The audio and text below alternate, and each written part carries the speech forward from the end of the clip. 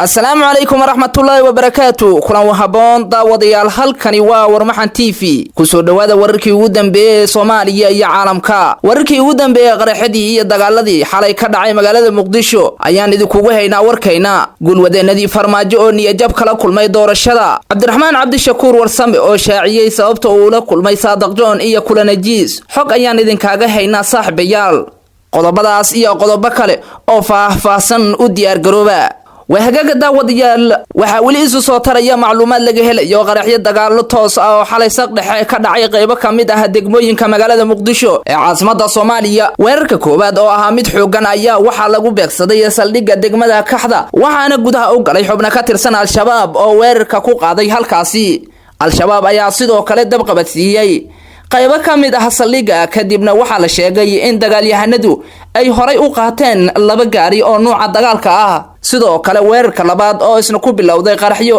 oo xigay dagaal toos ah ayaa lagu qaaday xaafada Daarusalaam waxaana la sheegay in qaraxa lagu weeraray gudoomiye ku-xigeenka amniga ee degmada Hilwa oo ku sugnaa halkaasi waxaana ka dhashay khasaare isugu jira dhimasho iyo dhaawac dhanka kale xogaga al-shabaab ayaa weeraray saldhig ku yaala calamada ilaa ceelasha biyaha halkaasi oo rasaas xoogan laga maqlayay kadib markii ay difaac adag kala kulmeen ciidamada dawladda iyo kuwa AMISOM wasiirka amniga oo ka hadlay weeraradaani ayaa shaaciyay inay bilowdeen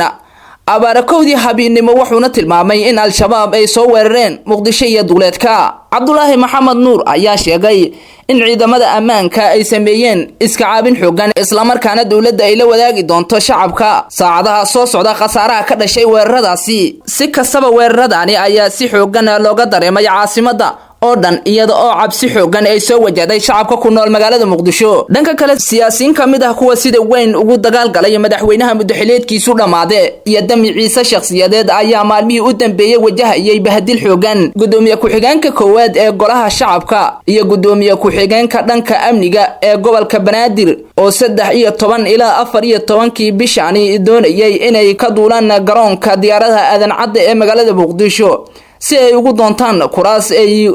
ay ku hungunayeen ayaa laga hor istaagay bahdilka iyo ishortaaga lagu sameeyay Cabdi Weli Sheekh Ibraahim Mudey iyo Cali Cabdi Wardheer Cali Yare ayaa waxa ka dambeeyay sida ay sheegeen madaxda koonfur galbeed ee Galmudug lafta gareen iyo qoorqoor ayaa waxa xulafo siyaasadeed la leeyihiin madaxweynaha muddaxileedkiisu dhamaaday hase yeeshee midaasi waxba uma tarin ragaani sanadaha badan u sacabtumayay madaxweyne Farmaajo labada nin ayaa hadda sida muuqata ku baxay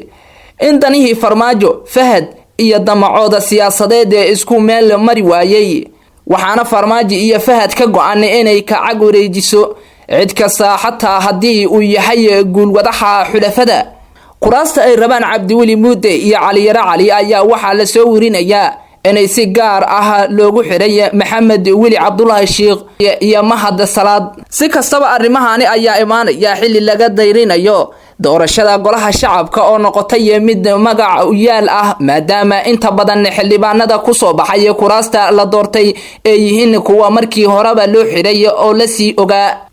dhanka kale siyaasiga caanka ah Cabdiraxmaan Cabdishakuur Warsame ayaa faahfaahin ka bixiyay kulankii muranka badan dhaliyay oo habeen ka hor uu Samareebo kula yeeshay Saadaq John iyo Cabdullaahi Kulane labadaasi sargaal oo la kulmay Cabdiraxmaan ayaa ahaa kuwii horay ugu eedeysnaa inay ka dambeeyeen weerarkii lagu qaaday xaruntiisa bishii December 2018 oo lagu dilay qaar kamid ah ilaaladiisa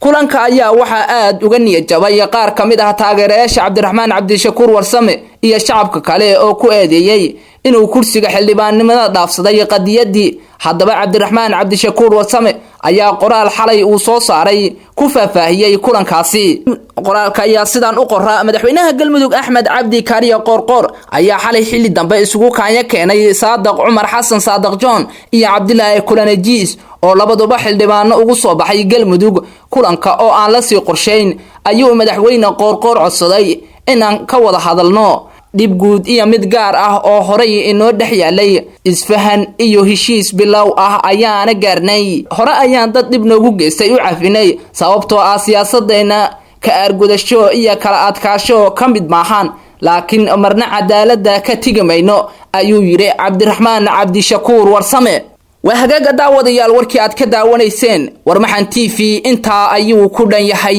warkan kiisa xiga inta ku kulmi doono sidaas iyo nabadgelyo.